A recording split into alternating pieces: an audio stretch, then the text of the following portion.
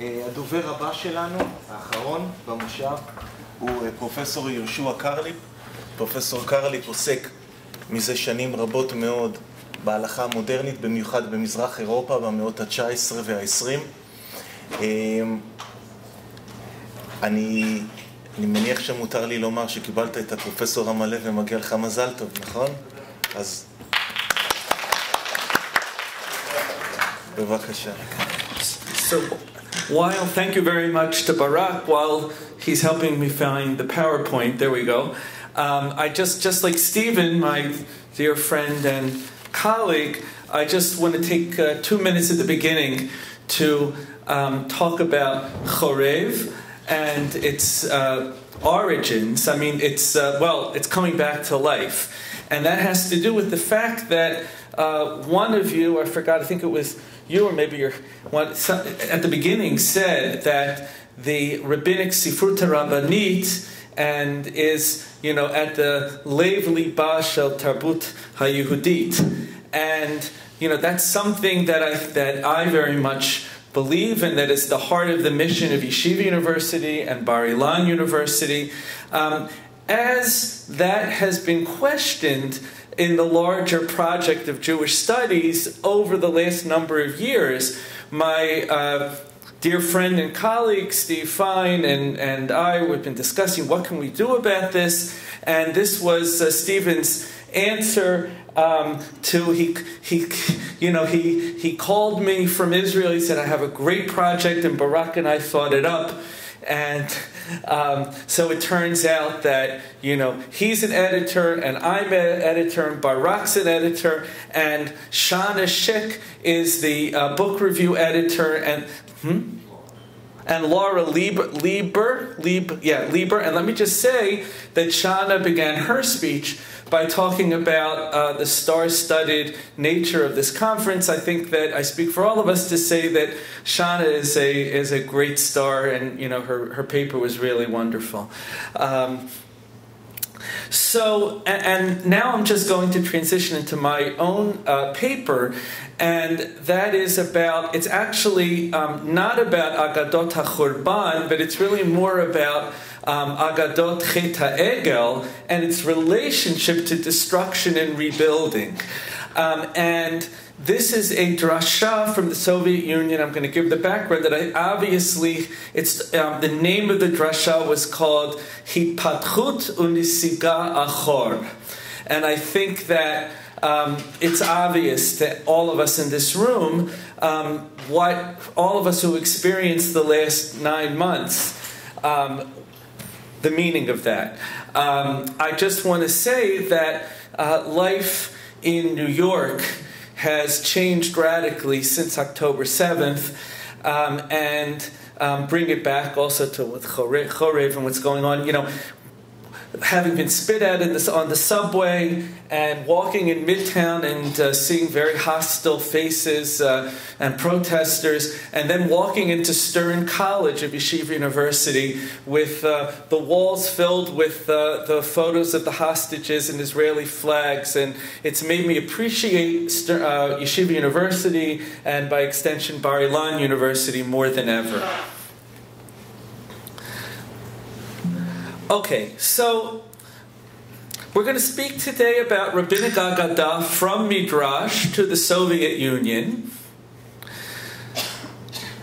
My colleague Yitzchak Isaac Tzachi Slater has his doctorate from Ben-Gurion University, has written about the Russian rabbinic intelligentsia. There is a stereotype about the East European rabbinate as hermetically sealed, not influenced by Russian thought or not really influenced by any European thought. In reality, many leading late 19th century and early 20th century rabbis read Russian literature and philosophy.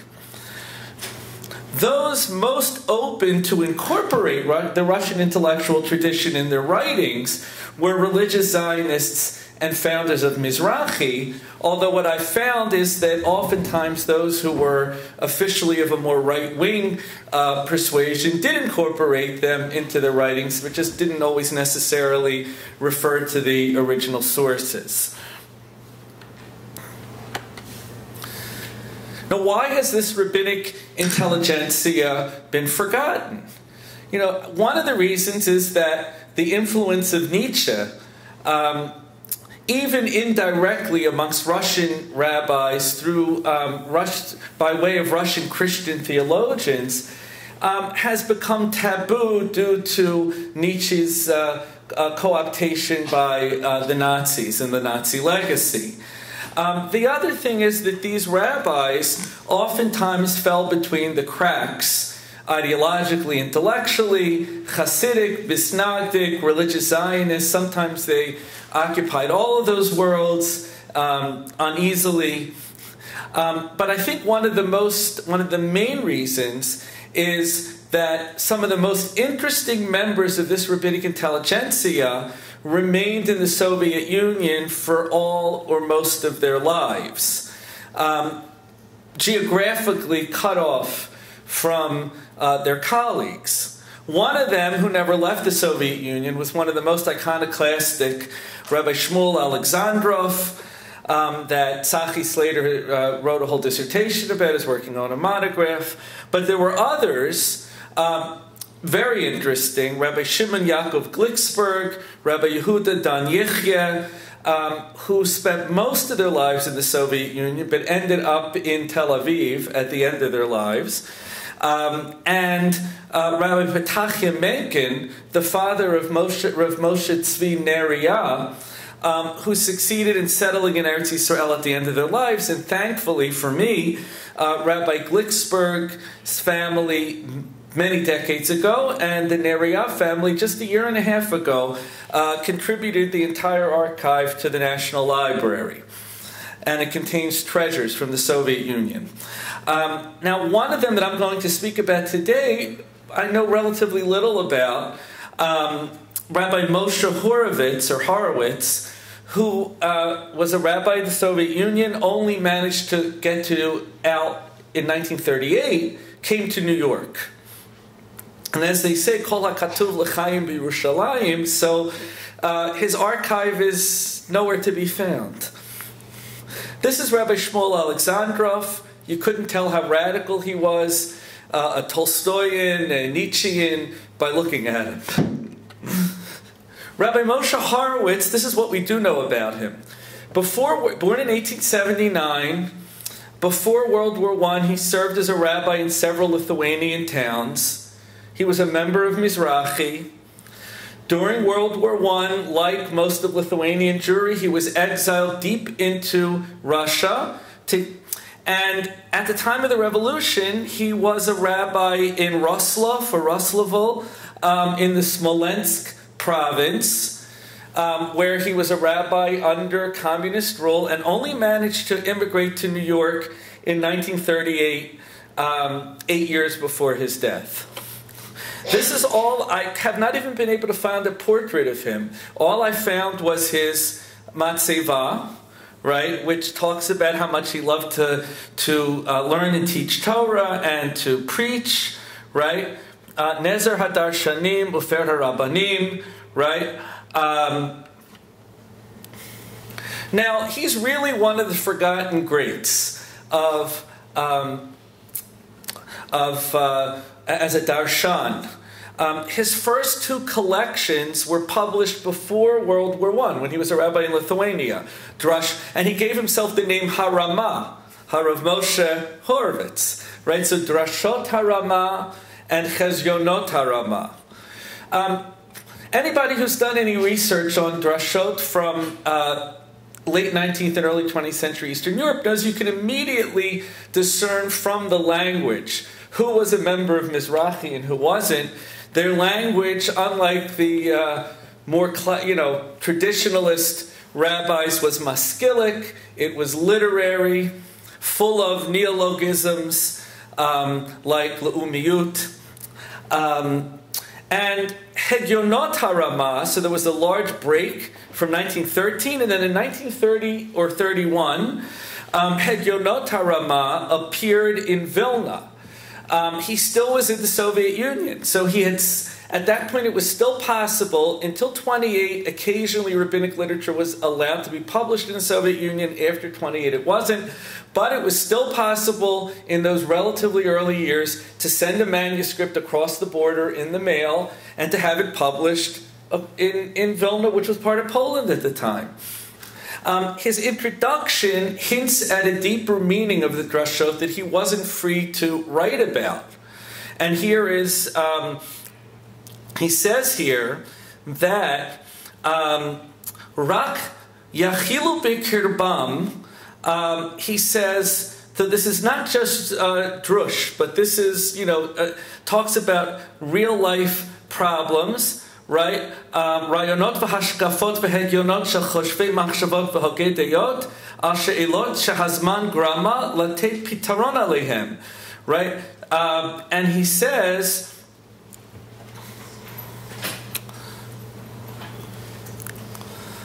that I can't tell you והקורא והחושב והוגי דעות ימצא בו הרבה ודי הוא לחכימה. Right? B'remiza, he's not allowed to, he can't tell you what he's really talking about. Hayodeh sheyesh dvarim she'enam niknim b'habata ba'alma ka'asher regilim lehityaches el sefer drush, right? But, and then he goes on to, and then he says that I hope that I'll be able one day to publish a second edition of this where I can tell you what I really meant. Now, the major theme of many drashot of the 1920s, especially by Soviet rabbis, is the theme of making sense of the carnage of World War I. And we have to remember that for those living in the Soviet Union, we think of all the Soviet ordinances against religion and against Judaism, and they were very much dealing with that, but they were dealing with the fact that there had been 7 years of terrible carnage. First World War I, followed by the Russian Civil War that had left about 150,000 Jews murdered. And these are themes in Rabbi Yehuda Dan Yichya, including Rabbi Moshe Feinstein, who was a rabbi in Luban at the time. And this is the major theme of Rabbi Moshe Horowitz's drasha, Hitpatchut v'hanesiga achor. Development, evolution, and retreat backward. It's a brilliant but forgotten drasha on the cataclysm of World War I. It's a synthesis of deep erudition in Agadot Chazal, Nietzsche's conception of the Ubermensch, and European humanism. The frame for the drasha is Shmot Rabbah, Mem Aleph, and these are drashot, these are midrashim about Chet HaEgel. Davar acher lecha Hashem hatzdaka, Amar Rabbi Levi, Yisrael omdim lamata v'chokekim avodat kokhavim, lahachis liyotzram. K'tichtiv v'yikach mi'adam v'yatzer oto b'cheret. So the Jews, the Bnei Yisrael are down below making avodah zarah, making idolatry. V'hakadosh baruch hu yoshev l'ma'alan v'chokek lahem luchot lated lahem chayim. But Hakadosh Baruch Hu is already making the luchot above. Shneimar v'yitena Moshe kechaloto, and v'hevei lacha Hashem hatzdaka. So human beings are destroying, God is creating. And then it goes on. Davar acher lech red. Go down, descend. So the Midrash plays on that word of yiridah, descent. Amar Rabbi Avin, Amar lo HaKadosh Baruch Hu Moshe, Al yira lecha, al she'amarti lecha, lech red mikan. Don't be upset that I'm telling you to go down. Go back from the mountain and go find what they're doing, these terrible things. Shaharishtayim shalosh piyamim kaviyachol yaradati min hashamayim la'aretz.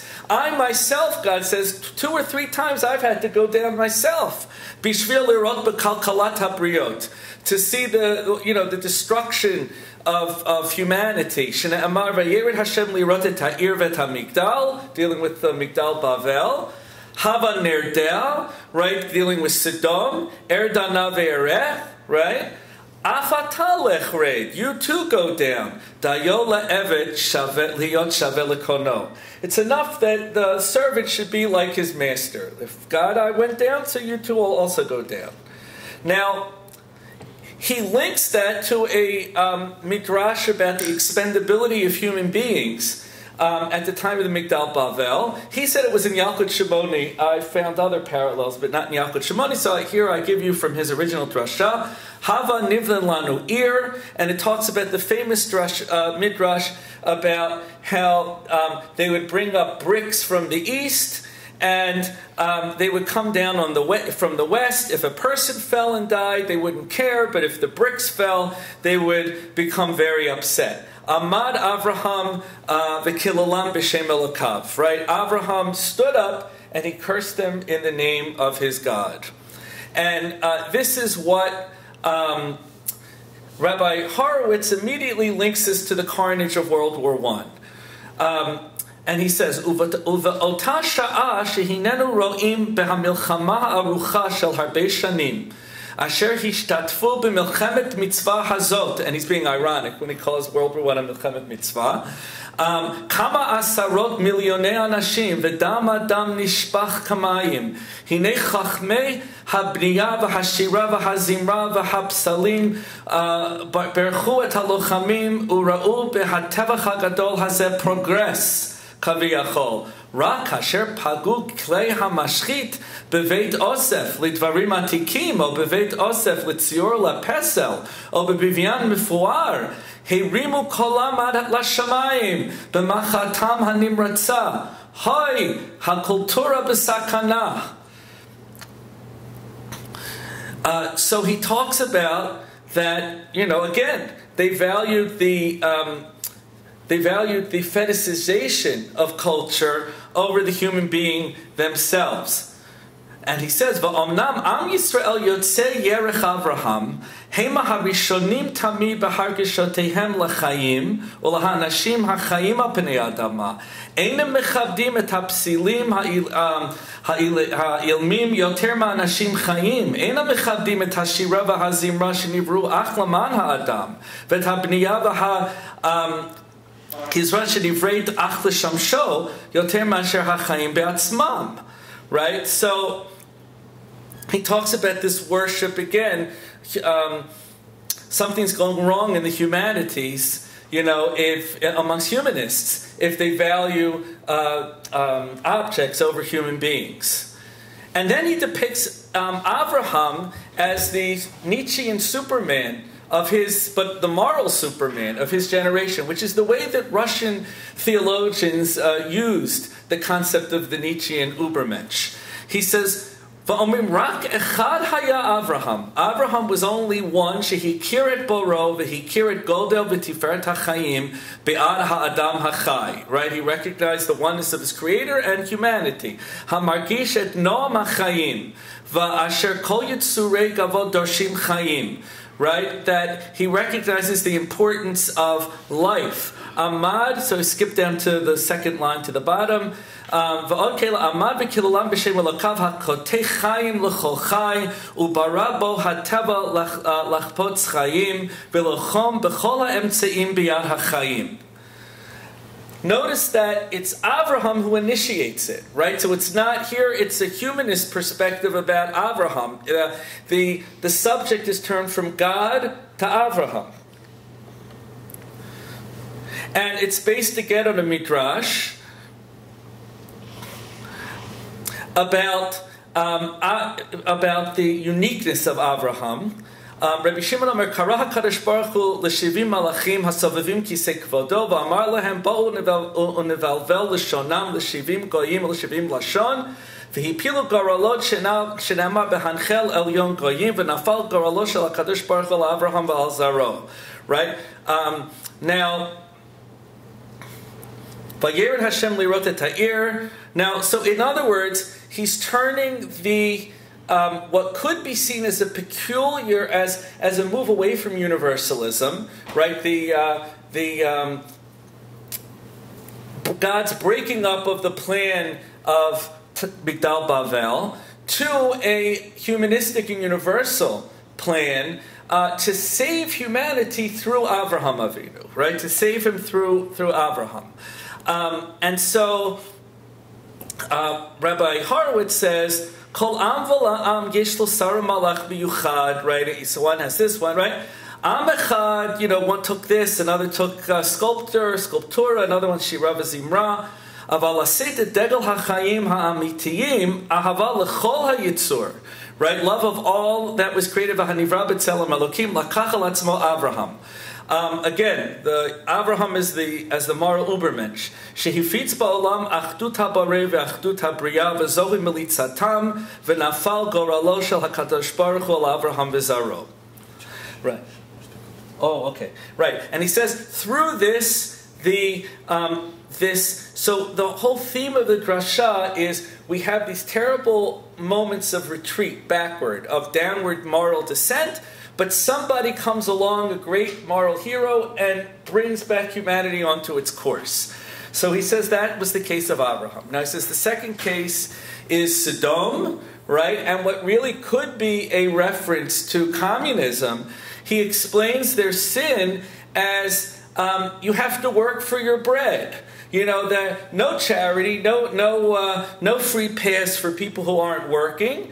Let's get rid of them. Let them die of starvation. And Abraham comes along and says no. And Lot gets the idea of Hachnasat Darchim only through Abraham. Anybody deserves Hachnasat Darchim, even an Oved Avodah Zarah, right? And so through that, he says, "V'hatchifa pitamit shel shitat Sodom, shitat anashim ra'im v'chataim yarda me'al bamat hachayim." Right? It was forgotten, and only Abraham's legacy remained. And then the final, of course, is Lech Red of Moshe. Right? And so God is telling him, don't be upset by the fact that there's this tremendous downward moral spiral that suddenly Bnei Yisrael are worshipping the Egel, because he says that it soon will be forgotten. He says, "Gam ata Moshe al tirav al tichat mi ha'egel hazahav hazeh o mimicholotav ha'egel hazeh yitachan adak v'lo yishaer acharav kol roshem v'divrei Hashem yakum le'olam." So, yeah, I see we have to... so now you understand why, just to bring it back to the original Midrash, that human beings are destroying, but God is already planning a rebuilding and setting history back on its course. So he ends by, telling his readers, his listeners, so too at this time we've had a terrible descent downward, but history will move on, and the Jewish view of life and of morality will survive. So I think that the message for today is very obvious. Thank you. יש לנו גם כאן 5 דקות לשאלות. אולי מישהו רוצה לשאול, להעיר. כן. So I know you had a little bit of time, of course, and you kept referring to this as a kind of Nietzschean, the Ubermensch. And I'm wondering, I didn't see that clearly there, maybe, but is it possible that there's another source? Because if you're talking about Abraham as a moral Superman, and you had mentioned that the Lama is a Dostoevskian, that there might be a connection to Kierkegaard here, rather than Nietzsche. It may well be. The reason I'm saying that, again, also I was limited for time. Tzachi Slater has demonstrated, how widespread this Nietzschean notion of the religious moral Ubermensch was, first of all, in Russian Orthodox theology, and how widespread its adoption was in this rabbinic intelligentsia. So Rabbi Shmuel Alexandrov, wrote several books of Michtavei, something will be correct, I forgot, where the third one was written in the Soviet Union. It was constructed as a dialogue between him and several other rabbinic figures in the Soviet Union, and it was sent, he sent it to Jerusalem. It was published to Rav Kook, and it was published in Jerusalem in 1930 or 31, I believe. And he refers to it very clearly as the Adam HaElyon, right? The Adam HaElyon who needs to shine forth and and bring about a moral renaissance. Now in his case, he saw communism as the destruction before the creation, and he also saw it as a monism, like a material monism that would come before a spiritual monism. But it was very clear that the Adam HaElyon is the Ubermensch, but filtered again through that Russian theological thought. And so, that's why when I saw this in the drasha, it seemed obvious to me that it was that Nietzschean source, especially because he said the world was dark in each of these generations until a great moral hero came forward. It was Avraham Avinu twice, right at the time of the Migdal Bavel, and again at Stone, and then it becomes Moshe at the time of the Egel. Yeah? Given that these rabbinic figures, you said that there was no clear-cut definition between Zionist, Haredi, Hasidic, whatever. How would you did these revolutionary drashas? How would you explain that they had relatively so little influence on the Russian Jews themselves? Could you repeat the last sentence, please? I just didn't hear you. דבר בעברית, הוא מבין עברית. כן. תהיה יותר קל. דיבר אז השוויס הספרדיתם. שאלתי, אמרתם ששיתנו כל הרבנים האלו, כתבו ואמרו את הדברים שלהם בברית המועצות, בחבר העמים.